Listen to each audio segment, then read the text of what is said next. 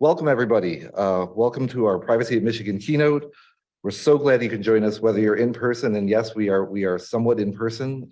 It's been a long time, so for those in the audience, good to see you in person. Wow. And certainly for our keynote speaker who's here.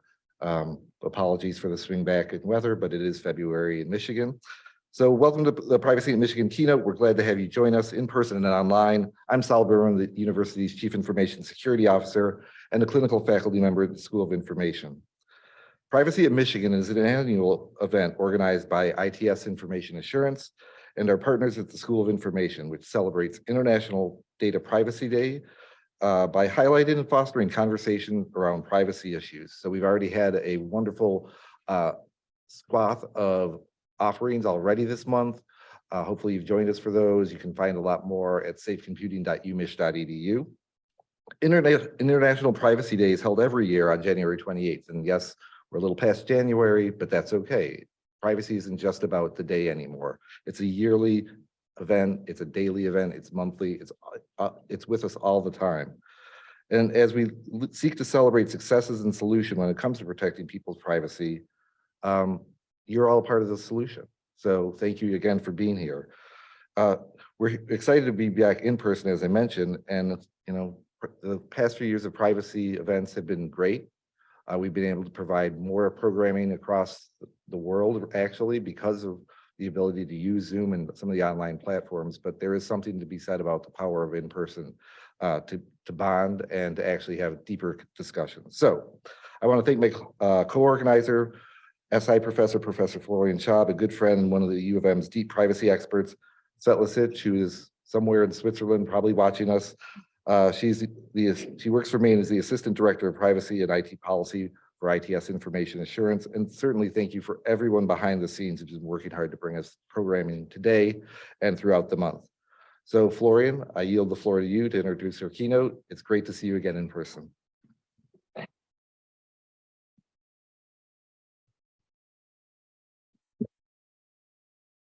All right, that doesn't happen when you present via Zoom.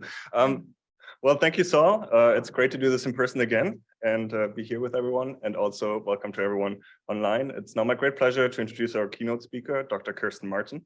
Dr. Martin is the William P. and Hazel B. White Professor of Technology Ethics and is Professor of IT, Analytics, and Operations in the Mendoza College of Business at the University of Notre Dame. She is also the director of the Notre Dame Technology Ethics Center, ND Tech, where besides running the center, she also doubles as a podcast host for the Tech Talks podcast. Dr. Martin is a nationally recognized, I would say internationally recognized expert in privacy, technology, and business ethics, and really the perfect person to talk with us today about privacy, power, and platforms. Importantly, Dr. Martin is also a UM alum, having earned her BS in Industrial and Operations Engineering from the University of Michigan. And we will first hear from Dr. Martin. Then her and I will continue the discussion in a fireside chat format before opening it up to the audience for questions. Kirsten, welcome back to your alma mater, and the stage is yours.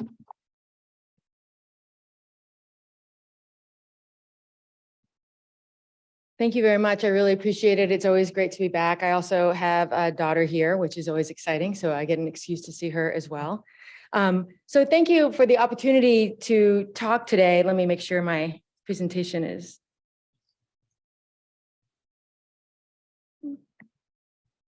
Hold on one second. There we go. Okay.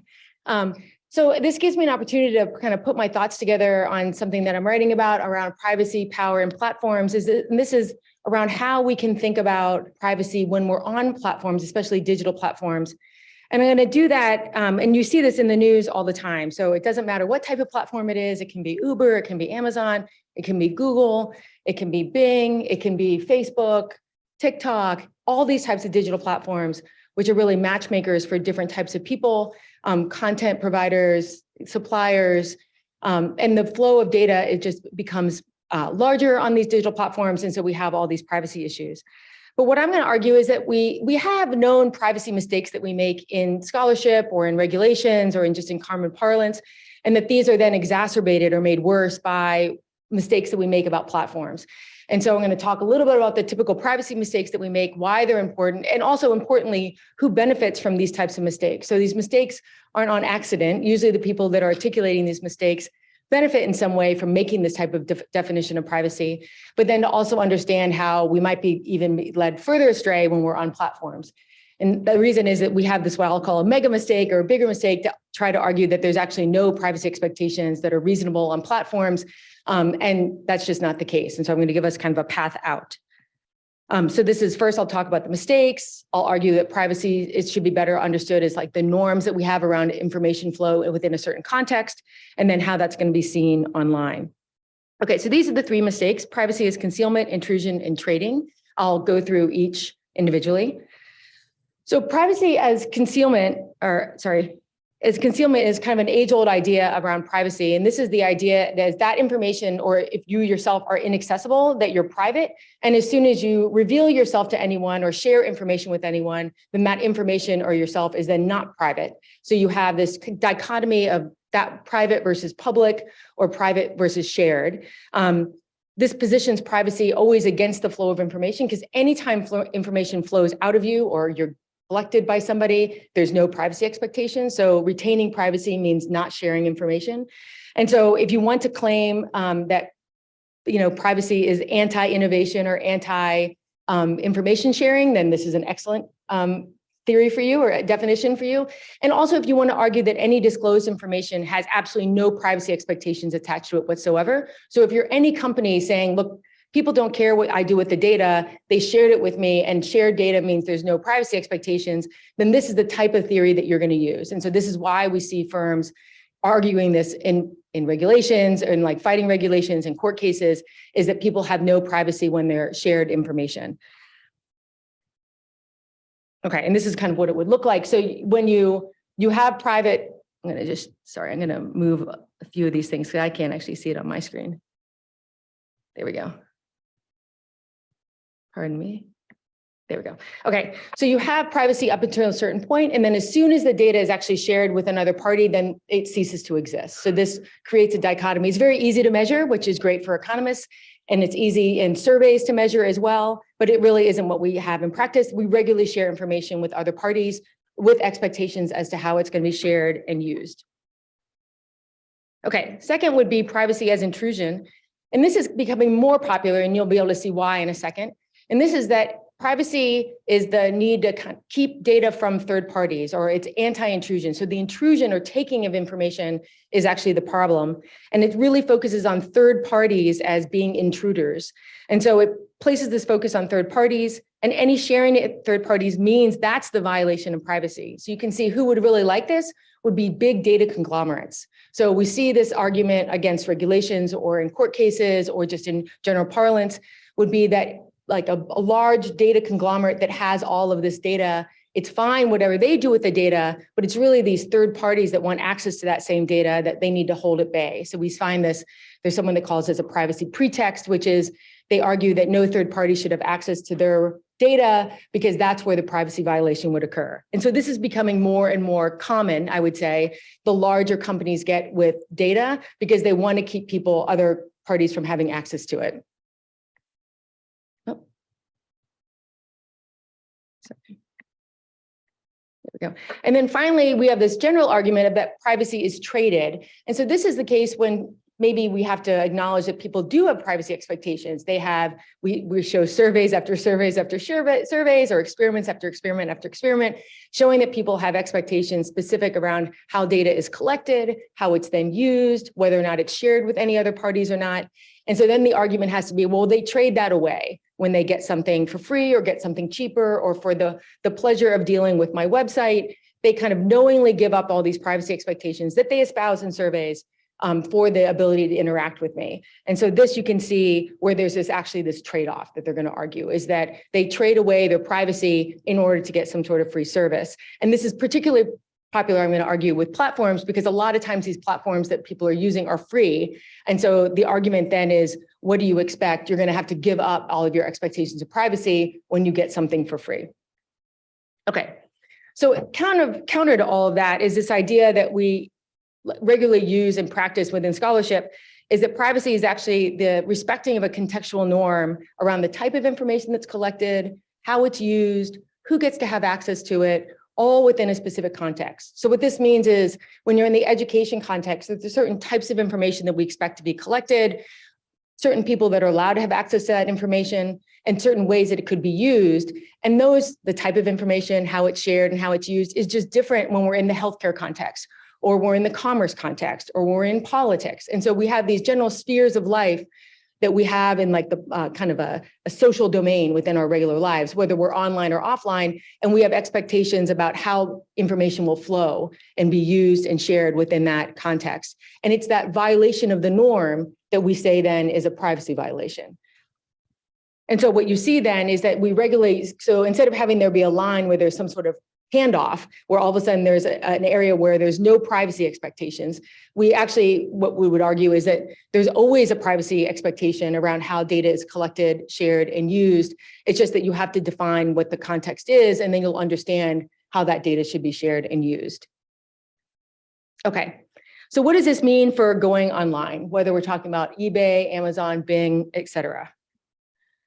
So standard companies, I mean, this is not that groundbreaking, but we regularly think of platforms as just different. And so this is just in scholarship or in theory or in regulations. And this is that when you're interacting with a single company, say you go to Dick's Sporting Goods or you go to the grocery store, you actually share information with them possibly, but really you're giving them money in order to get a product or service back. Whereas a platform, the idea is that they actually are creating a market for you to interact with other parties. And so this is an exchange or a marketplace, like the New York Stock Exchange is kind of like one of the older ones, but you could think of like flea markets being the same way, these types of general exchanges where different parties on either side can come together and make a transaction. And we regularly regulate them very differently. So they're not held to certain standards on pricing because they don't fix pricing. So the idea is that the parties on either side are able to transact. But what this also means is that they usually are competing instead of on price or quality, they're competing on their policies. So we're regulated to understand like content moderation or ranking. So when you look up something on Airbnb, how well do they actually allow you to find a match when you're looking for a room? So when you're looking for something on Amazon, how well do they rank the search results so that you can find what you're actually looking for? That's the type of policies, or privacy policy and data governance policies. That is how they would be competing versus on price. But when we're talking about online, what makes it interesting is that they're collecting not just data like a Dick's Sporting Goods knowing what you bought, they're able to see millions of transactions all the time, whether it's buying and selling on eBay, or if it's interacting on Facebook, where they're seeing your likes and what you're engaging with. So they're actually able to see many, many more people and many more market actors and all the data that's flowing. And so privacy issues and data governance issues just become a larger issue within digital platforms than they do in like more offline platforms that we might find. And you can see how some of these problems that I identified that we just generally have problems with or make mistakes in privacy get worse when we're talking about platforms. So the argument around concealment seems even harder because there's even more people that see your information. So when you went to Dick's Sporting Goods, and Dick's Sporting Goods, I guess, could say, well, Kirsten let me know that she wears this size shoe when she bought the shoe. And so therefore she has no privacy expectations around that or something along those lines. But here, when we're talking about a platform, usually you're sharing information or interacting where many, many more people can see you. So it's not just one actor that sees it. It might be millions of people that could see that same information. And so this idea that you're not concealed or you're not secret it looks worse in some ways.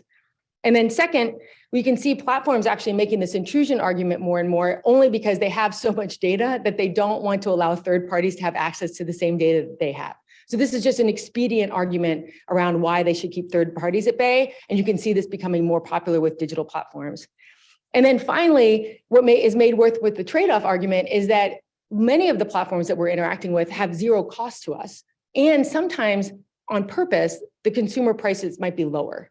And so there they can argue this trade-off argument by saying, look, you're able to use Facebook for free, or you're able to have lower prices on Amazon, and therefore you're trading away your privacy. And that argument seems to have, even though it's a mistake, it seems to have more traction when you're talking about online platforms because of the lower cost or even free cost. So it resonates more.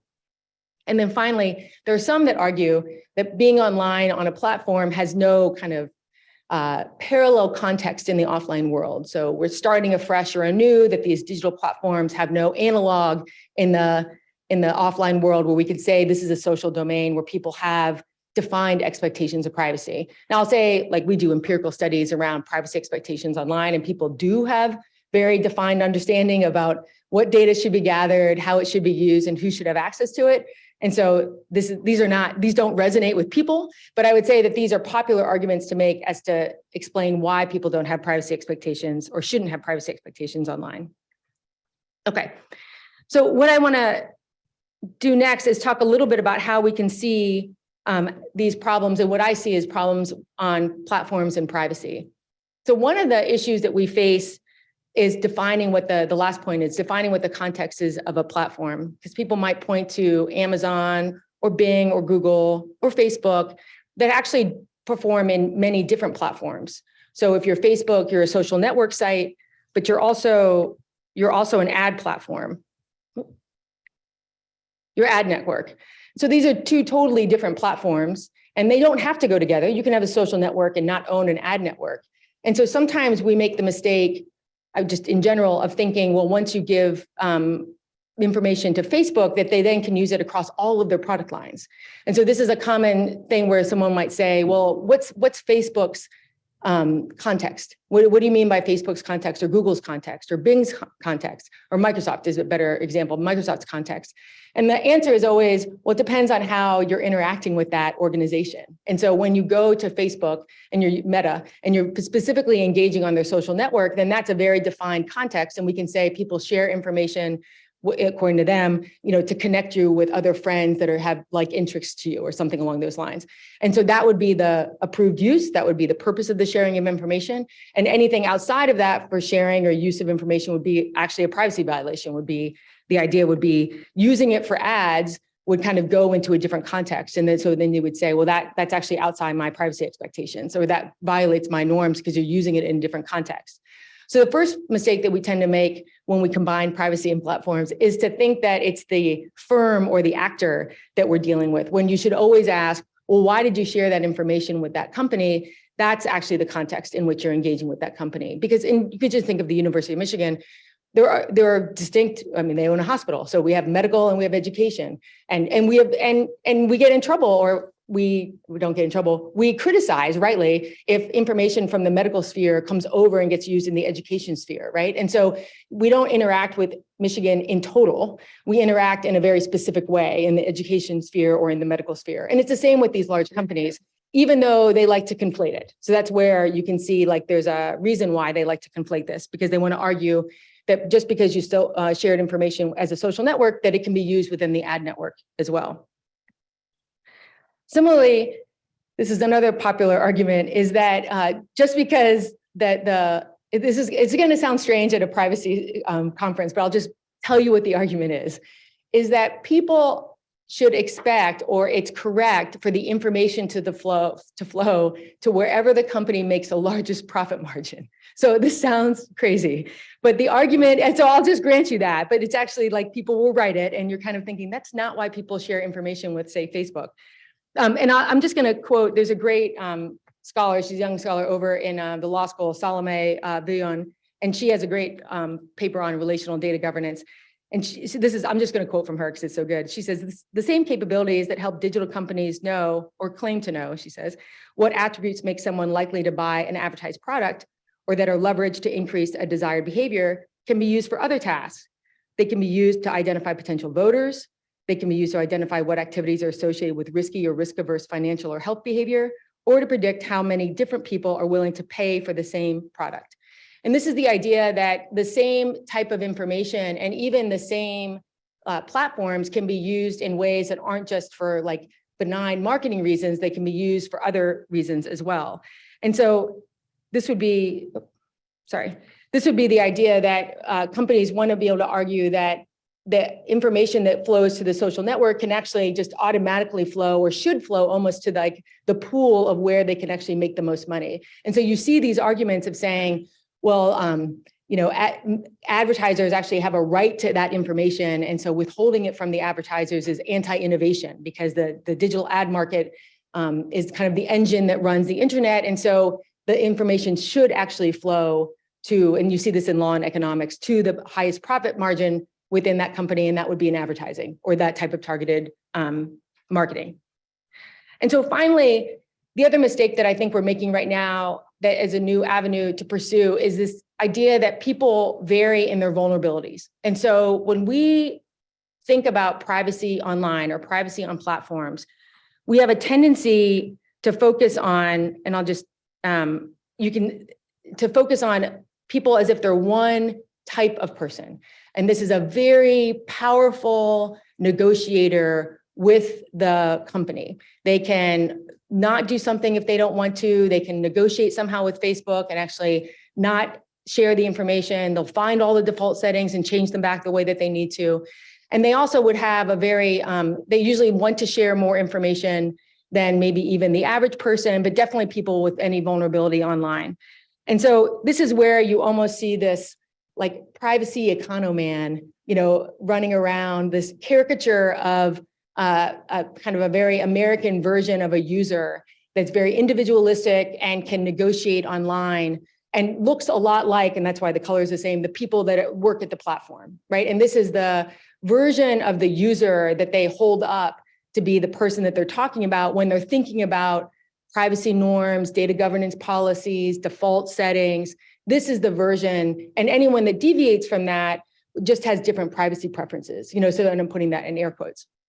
And so this is an area that I think we're a little bit slow on picking up on the fact that platforms are doing this, or just online digital platforms are creating this caricature of a person that isn't, that maybe they do exist, but they're not a plurality. And it's missing the fact that there are actually many more people that could be harmed in a very, very different way by the easy flow of data online. And so me being marketed for a for-profit college is very, very different than someone else being marketed for a for-profit college that the ad network knows just lost their job. Like that's a different place of vulnerability that I have versus someone else who's actually in like an economic hardship. And you can see these vulnerabilities with the ad networks in particular, because when you look at the most popular AdWords to buy, they're things like gambling, addiction help. They're not Mercedes-Benz. They're not Cadillac. They're not people that have means. They're usually people that are in places of vulnerability, moments in their life. And that's actually the most popular or the most expensive AdWords to buy to be able to target to them. And so this idea of people varying in vulnerabilities and this idea of a caricature of the type of user that we imagine when we're designing policies is, I think, a place where we need to go next within platforms. And then finally, there's Sandra Wachter is another scholar. She's at Oxford, and she has this great work on inferences, because the other place that we're going to is gathering inferences about people that are sticky, that are either they're intractable and that we can't see them, or they don't explain that those inferences are drawn on us, or they don't think that we have privacy expectations around the inferences that are drawn on us. So they might leave behind my search words of what's the best insulin for my child, but they leave that behind, but they put next to me worried about diabetes or something along those lines. So the inference about me is still there. They can still market to me in that same way, but they leave the raw data behind, thinking that then they have no privacy expectations around the inference.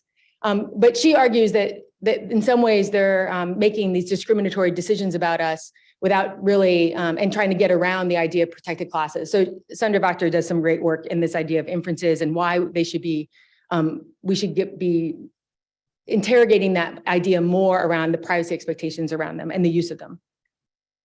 Okay, and then finally, we're really prioritizing these prioritizing firms over people. And I'll just give you one very specific example, and that's the recent case with LinkedIn. And this is just one court case, so maybe it'll be overruled.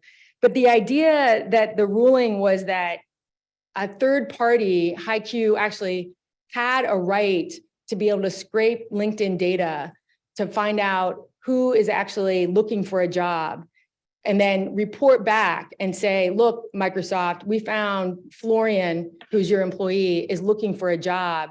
And the court ruling was that the firm, HiQ, actually had a greater right to that data than the privacy interests of Florian in providing that information on LinkedIn, because they said, yeah, even though they engage with the privacy policy. We just don't think that's very meaningful anymore, which, I mean, in some ways they read all of our work, right, Florian, where we said, yeah, privacy policy engagement isn't really that meaningful, but they went the opposite way and said, so we think they have no privacy expectations. We meant the other way.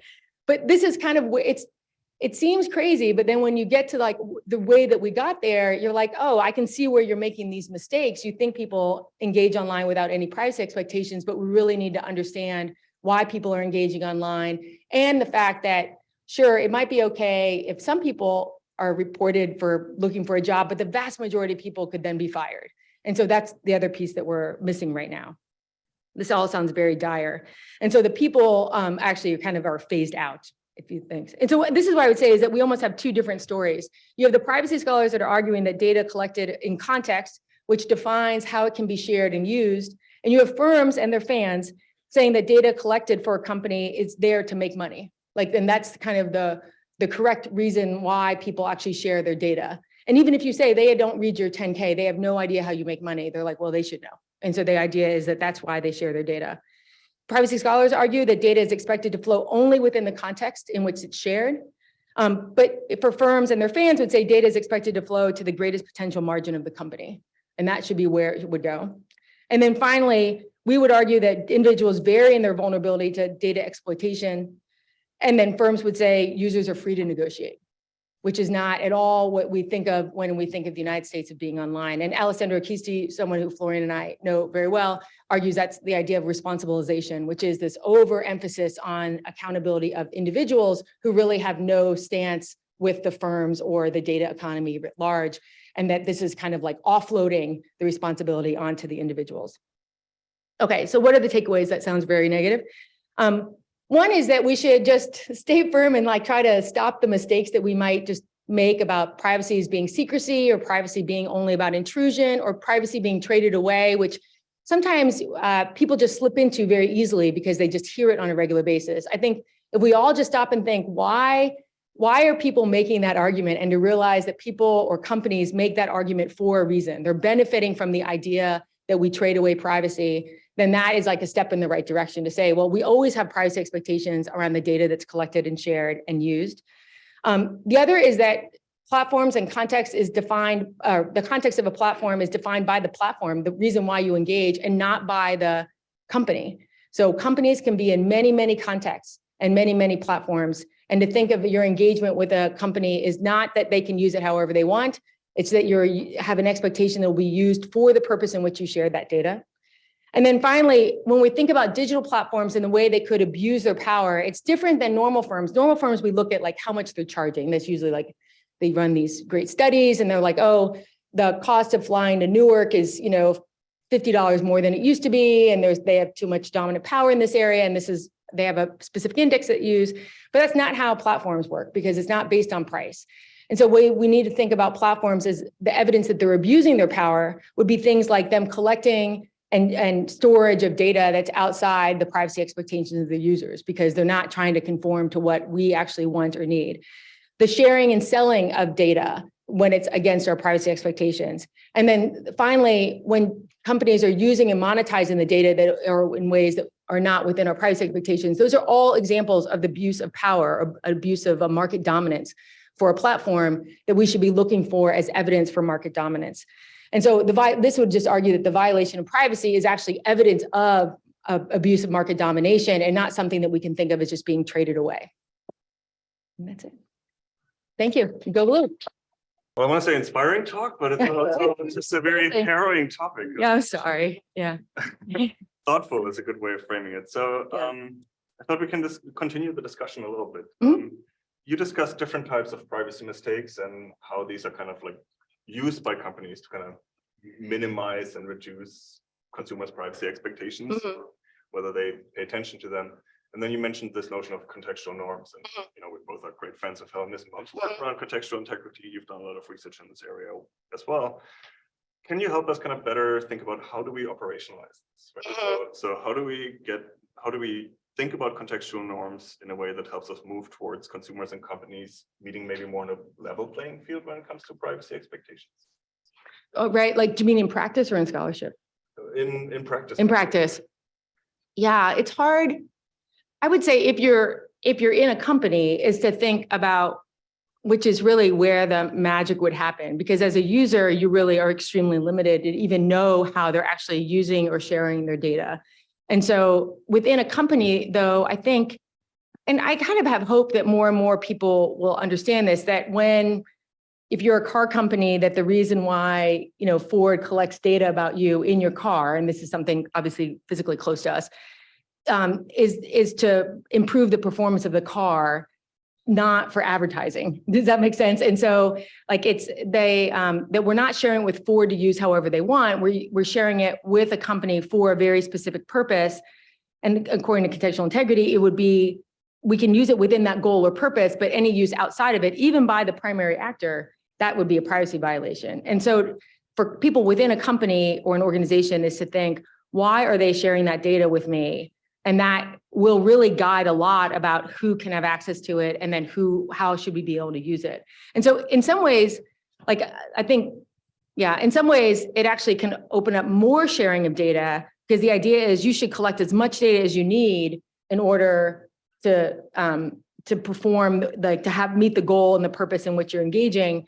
And you can share it with whomever you need if it's towards that goal or purpose, but that is usually, it's more narrowing for the default settings, right, for sure. So yeah, I think that's an interesting point. And you talked about advertising quite a bit in your presentation. And a privacy issue that comes up frequently there is like the tracking of user behavior, right? Right. How that's used for targeted advertising. Can you unpack that a little bit more for us? Like, why is ad tracking so problematic? Yeah. Isn't it great if you get recommendations for insulin and maybe right, discounts or other things? Yeah, I think this is what we find in studies is that a certain amount of targeted, like to the search terms that you're searching for, like that day or yesterday, like very narrow amount of storage on the web page that you're looking for it, like that type. When you do surveys or experiments, people actually agree with that. And when you offer advertising that might be based on more general demographic data or based on what they're looking at, like if I'm on like, what's the Michigan football score? And then they show me a sweatshirt like that's more contextual to actually what I'm looking up in that moment. So it's not advertising in general. It's more of, 2 years of history of everything that you've done, inferences drawn about you, and then the ability to target you based on your likelihood to click, knowing your income, your family standing, anything about you that they're able to kind of figure out your likelihood to click through. That's where people start feeling probably more vulnerable, and they don't like that as much. And so a limited amount of targeted advertising, people seem to agree, like based on location, your search terms, the immediacy of your search terms. You're looking up Miami hotels, you see ads for Miami hotels, those types of things they like. It's more the long tail that they don't like as much. Yeah, and I think one of the challenges there's also that, you have these companies follow you around the web. Right. It's not just your Google search that's being analyzed to infer what you do, or right, like your Facebook posts or likes, but Facebook, Google, Amazon, other companies have ad networks, right? So right, any website that wants to benefit from ads, they put in these tracking pixels and right, create these histories about you. Yeah, and I guess because that's where the user just doesn't realize how much is used, like political advertising uses the same information and the same network, right? And so the ability, we get upset when we think foreign countries are targeting us in a certain way, our own government, everyone does that. And but the reason, in some ways, the reason why they don't dismantle the commercial side of it is because it's extremely useful to their purposes as well. So it can be used for other things. It can be used for financial, commercial, yeah. And I think it's just the extent of it as well, right? Like, right. So we have an ongoing study at the moment where like many of these companies have dashboards where users can go and see like, this is what the company thinks I like, and right, what interests we have inferred. And so we've been doing this on the Facebook platform, and we found that from our participants, people on average have about 300 inferred topics or interests, but it goes up to 4,000. Wow. Yeah. Like unique topics that Facebook thinks people are interested in, and then of course that's offered to advertisers, right? So right. I think it's kind of like this commodification of the consumer or the user, right, behind their backs, which makes it problematic. Right. There was I think I remember talking to your group, there was a nonprofit that put ads up that all the ad said on Facebook was, you're seeing this ad because we know this about you. And it was just these inferences that were drawn about the person. And it wasn't really an ad. It was just to say, you're seeing this space because we know you go to this bar, you hang out with these people. I mean, it was very invasive, and Facebook took down those ads. So they did not let them be posted. But I thought it was ingenious, really, to do it, because I was like, oh, that's really funny. Facebook didn't think it was that funny. Yeah. I mean, we've seen a slew of regulation around privacy in recent years. You know, I think by now most people have heard about the GDPR, the General Data Protection Regulation in Europe. California has the California Consumer Privacy Act. Other state privacy laws have emerged in the last couple of years. I teach a privacy class at the beginning of the term over the last couple of years. So I make the promise, like, promise you there's going to be one new state law Right. the class, and so far I've been right over the last couple of years. Yeah. Now we see something like the Digital Services Act in Europe, which is meant to kind of curtail platforms' power somewhat. There's also AI regulation on the horizon. What's your thinking or your sense in terms of what these regulations get right and where they might not be going far enough? And what do you think regulators should really be thinking about in their approach to how we regulate these big tech companies? Oh, that's a good question. You know, Easy one. yeah, it's easy. This is what they should do. No, so I think, well, if anything, in the United States, we always tend to go like our default, and the thing that sneaks in is just additional notification. And so it almost can't help itself. So even if it was a good idea to begin with, it like gets watered down by veering towards notices and without much like meat on the type of notice that it has to be. And so it's so you don't have to be specific. You can just say trusted third parties or whatever, like whatever phrase they use. And so so even ones with great intention, like the California Act, ends up getting notified in some ways. And so we focus on, because we like to focus on consumer choice in the United States. And so that's one place that we end up going. I mean, they have done other things like facial recognition just bans, you know, in certain cities, but that ends up being very local. And I think there is more traction within local or state only because the big companies will just get a hold of the federal. I don't see much happening in the federal. You know, sometimes I hold hope in two places. Like one are the court cases. I used to think that when it came to AI, for example, I thought that civil action was going to take care of it because like someone would get sued for wrongful termination or hiring discrimination or something like that. And they would blame the AI, and then, you know, there'd be a deposition, and then what happens? Like they're going to still get held responsible. And I think more and more some of the cases with the FTC around, like when they've had to get rid of AI models on disgorgement because the company gathered the data incorrectly, and they said, look, you violated privacy when you gathered this data. So every AI model built on that data needs to be destroyed. So you can't keep it anymore. And they've done that twice now. And it won't take that much longer people would say, oh, okay, maybe I have to respect privacy. So I often wonder if that's not the place. The other place would be is if this is kind of sad, but companies are really good at dealing with stockholders. And so if like, just like the SEC did with security, but like if privacy became a risk that they had to report on their 10K, then I think that would really change their mindset of elevating it as a risk that they're worried about. Like if our AI models could be destroyed, if the FTC catches us, then all of a sudden that could elevate to something that the SEC, but I don't hold much hope for like a federal regulation. I think that thinking of privacy as a risk for companies and it's an interesting aspect, right? Like one of the reasons why companies have paid so much attention to the GDPR is the specter of very large fines, right? 20 million euros or up to 4% of global turnover. Right.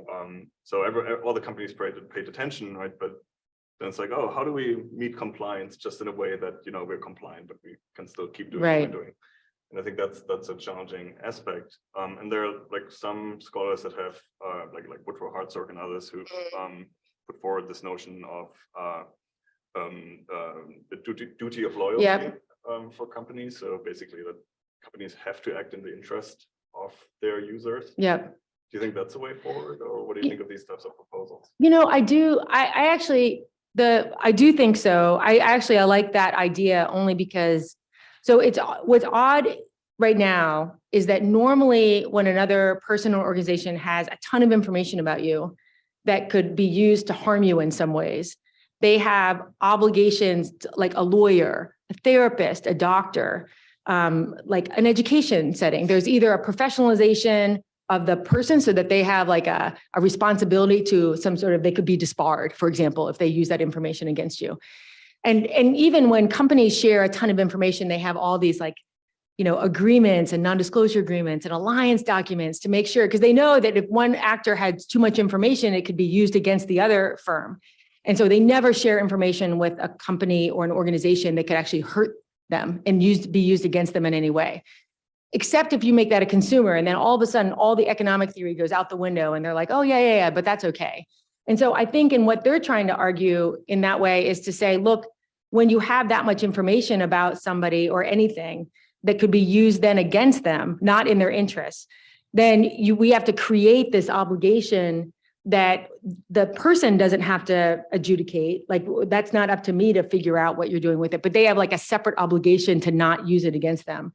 And the other place where I could see it being useful is if you hold individualized data. So that what their work does is it really helps when you have a relationship with the company, but then it doesn't really help like data brokers because you don't have a relationship with the company. And so, can you say a bit more what data brokers are? Oh, sure. So data brokers or data aggregators, or there's this person, Lauren Schultz, she's a law professor at like Florida, and she uses the term data trafficker, which I love. And so I like to use it as much as possible. And so they collect data similar to like what Facebook or Google or as a data broker than themselves, but they have a relationship with you, and that they gather information from like third-party trackers, software development kits, like the little trackers and web bugs that are on your website. And then that is all sent back to the data broker. And so they're able to kind of track you across the web. And so they have all this information on you, and they'll actually advertise and say, we have 6,000 data points on 2 billion people. And that's kind of what and then they offer to sell it. So they'll sell that information to law enforcement, but they also can sell it to like bounty hunters or just companies looking to do a background check on you or anything along those lines. And so they're not really regulated and you don't have a relationship with them. And so I like the idea of a duty of care because it gets to the consumer facing companies by almost, like I've made this argument elsewhere, but I almost think that people or organizations that hold individualized data about people need to have like an audit. They have to have an obligation outside, almost like CPAs come in and audit companies so that we know that they're not committing fraud, or hopefully, fingers crossed, that they're not committing fraud.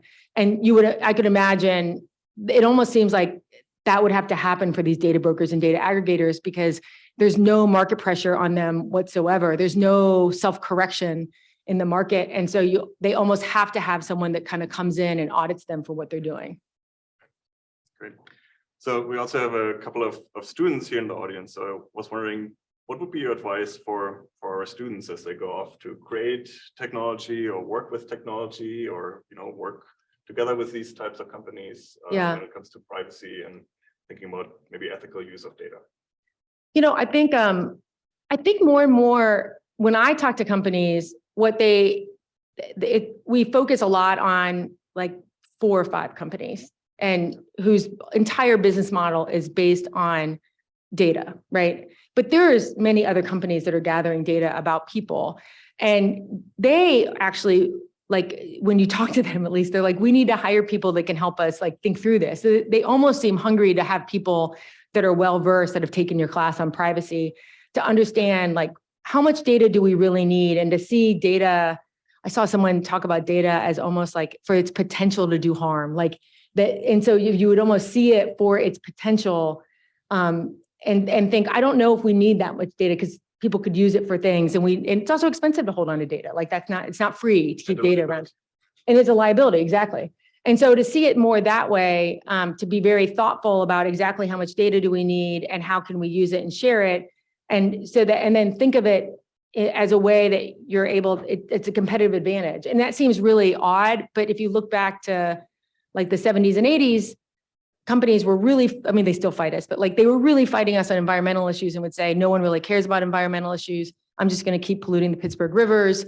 we have to criminally prosecute them, to listen to the EPA and say the EPA is valid. The car companies fought on safety measures for decades and said no one cares about safety, they should just drive slower, and we can't make any money if we put in safety measures. We'll all go out of business.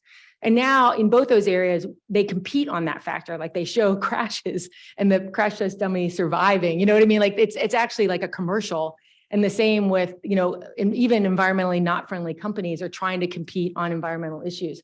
So I don't think it's going to take decades, but there are companies that are trying to, that actually have an appetite for hiring really thoughtful technology focused people, like thoughtful design and development of technology is in my mind, like the wave of the future. Awesome.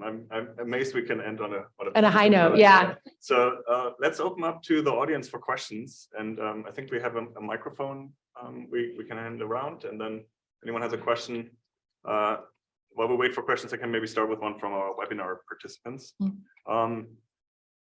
So this is more for like a personal care, privacy care kind of question.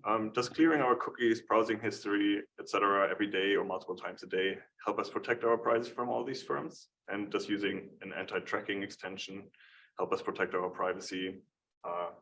Is it worth the effort or not much? Yeah, I do use one of those add-ons. I use Ghostery.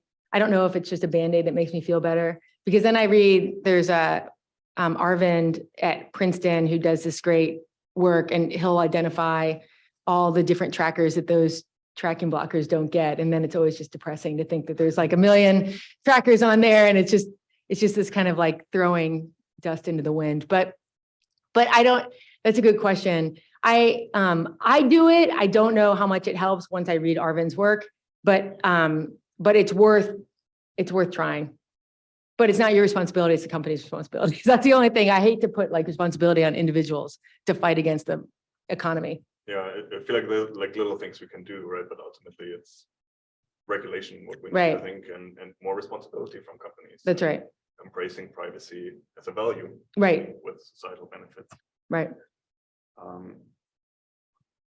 Do we have any questions in the room? Great. Hi, you mentioned something about the systems and maybe listening for keywords like gambling. Uh-huh. If companies are taking that and then exploiting maybe a weakness an individual has, what kind of ethics laws or things are out there to maybe help preclude things from that? Happening? So you phrased it correctly. So manipulation by definition is like it's a covert attempt to use someone's vulnerabilities against them, against their interest, technically without their knowledge. So you don't realize that that's why you're being targeted, and yet that is why you're being targeted.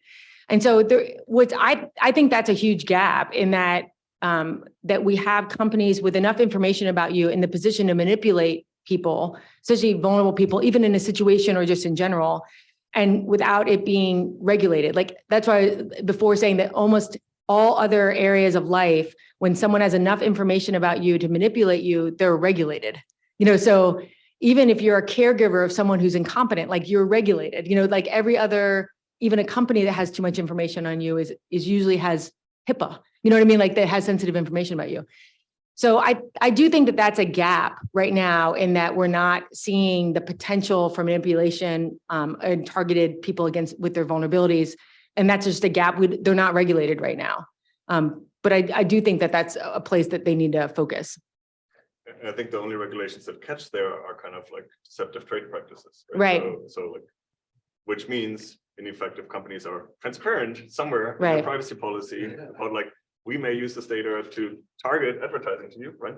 They're not deceptive. That's right. Yeah. They told you what they're going to do. Right. And in some ways, we in the United States we created this because the FTC in the beginning was very focused on deception in notices. And so companies learned, oh, that's how I'll get in trouble, is if I say one thing in my notice and then I do another, okay, I'll say nothing in my notice. And so they just went to just emptiness, because then they could never be held to that as a standard.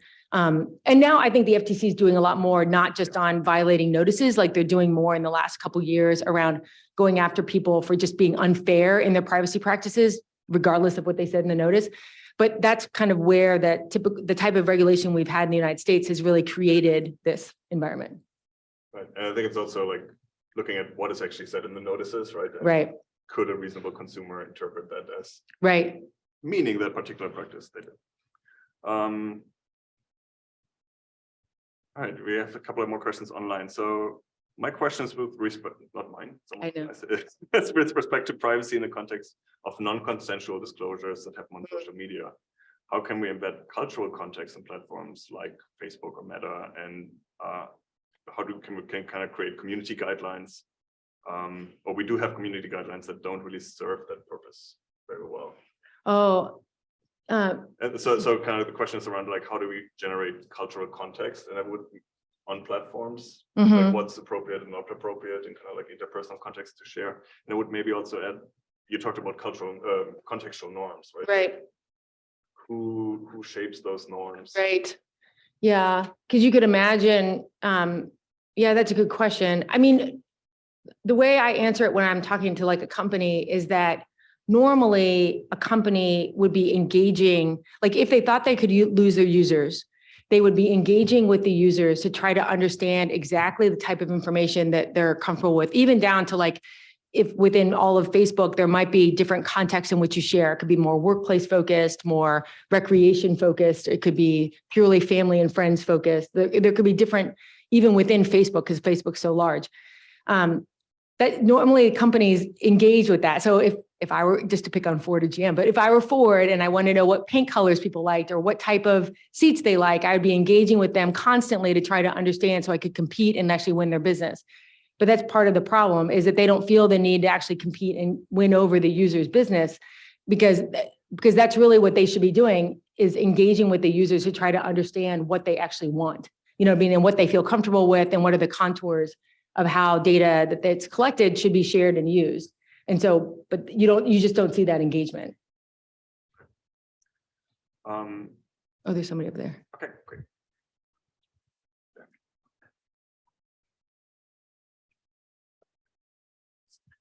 Hi, thanks.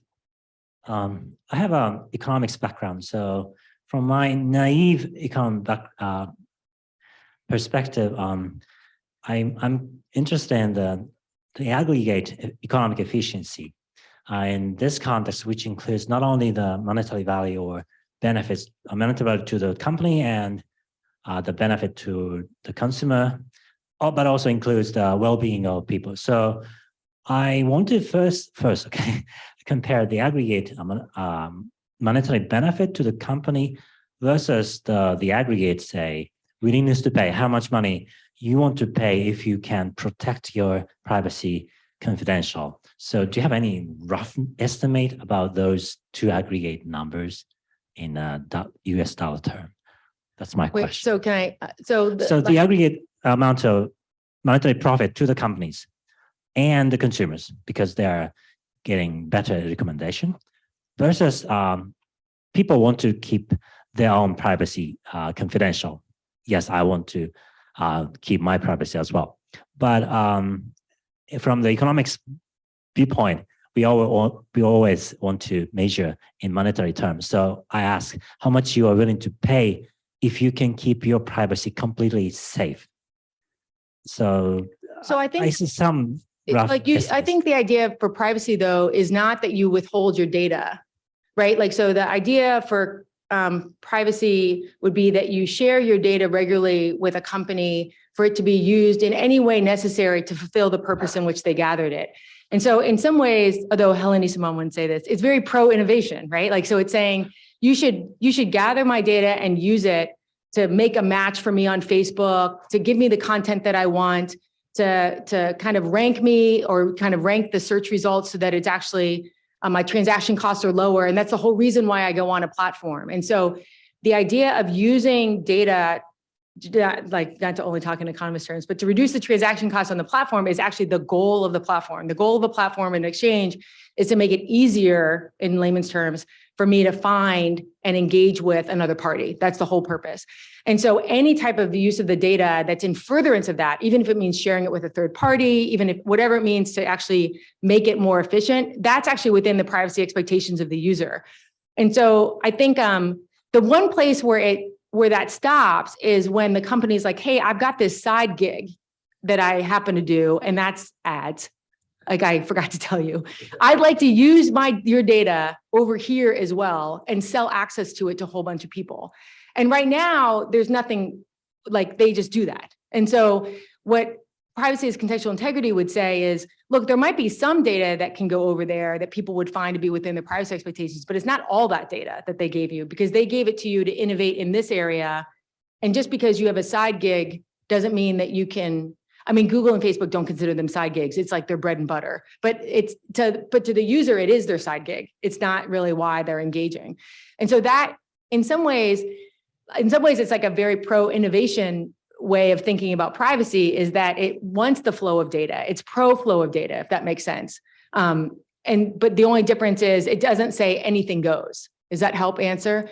And one place you can see how enacting privacy expectations does impact the bottom line is like a famous example in the last year is when the Apple Store changed the default settings for tracking across apps. And so people had to opt in. And so you could actually see the market value or the revenue going down for very specific companies that rely on placing ads across apps. So Facebook's the most famous example, but you could actually measure how much someone enacting their privacy in the way that they wanted to by saying, look, you can use my data in this app, but I don't want you placing ads based on my activities across all my apps and my web activity. By just saying that, it made Facebook lose money, not the app. The app didn't lose any money, but Facebook did. I don't know if that helps answer, but that's one way. Yeah. Estimation on that side. Yeah, that would be one estimation, but it actually didn't hurt Apple at the App Store, and it didn't hurt the app. What it hurt was the data economy behind the scenes that makes money off of the free flow of data. Yeah.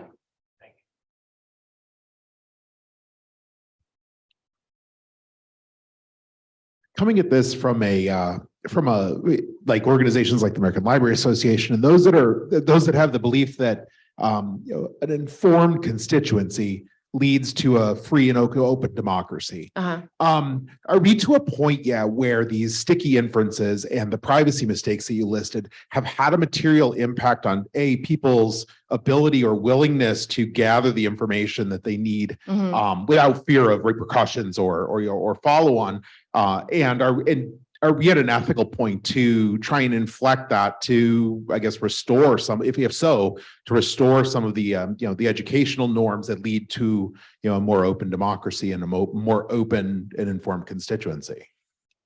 Yeah, there's Joe Turow. He's at Penn in the communications group, and he has this phrase called privacy resignation that he found, and it was where people have very distinct expectations or desires, preferences as to how their data is collected and used, but just feel resigned because they can't, they're kind of like, what am I going to do? Like, I've read all these studies now, Kirsten, and I read Arvind at Princeton, and I found out that I'm tracked all the time. And even when I put up blockers. And so there is this kind of idea of resignation within the body politic within, the United States. And so I think that is a problem, but in some ways, the way notices work. So people always tell me that it's super complicated to explain the way data is collected and shared and used online, but it would only take like one infographic to say, these are all the trackers that are on my site, and these are all the types of information that I'm gathering and selling about you. It wouldn't, and companies are extremely clear when you read their annual reports, like a 10K lists out all the risks that of like investing in them, because it's required. It's in plain language. It's really clear. And the notices are like the opposite. And so companies can be super clear when they want the market to actually know what they're doing.